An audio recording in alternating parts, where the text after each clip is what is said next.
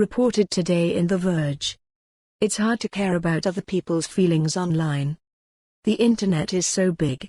Yesterday I saw a javelina running in Tucson, Arizona, set to running up that hill. Today, I saw merch for SARS-CoV-2, the name for the virus that causes COVID-19, what we've all been referring to, humorously or not, as the coronavirus.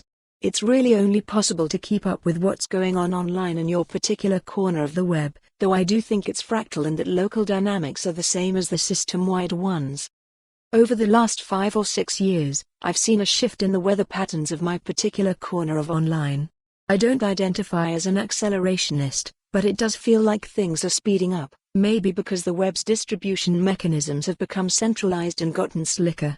Facebook, Twitter, Instagram, and Tumblr all feel like different information delivery systems than they did even a few years ago, and email forwards are dead, at least for my generation.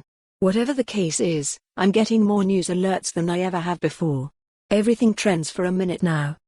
Which has meant that I've become more adept at figuring out what's useful and what's garbage, what's worth thinking about and what's worth ignoring entirely. It has also meant I spend a lot more of my time emotionally processing what's happening in the news, which feels somewhat new.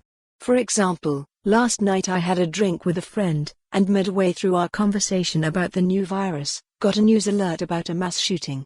What was weird wasn't the shooting, those happen fairly regularly in America, but how normal it felt to be interrupted by a new tragedy while we were in the middle of talking about another one. It was this same friend's therapist who said to her, a few years ago, that human brains weren't meant to process this much trauma at this kind of scale.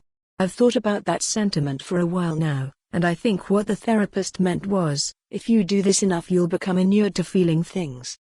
Thinking about this vis-a-vis the time everyone thought a nuclear missile was hurtling toward Hawaii and for the 15 minutes of uncertainty Twitter's response was basically ilmao https://t.go/u1takebugar7.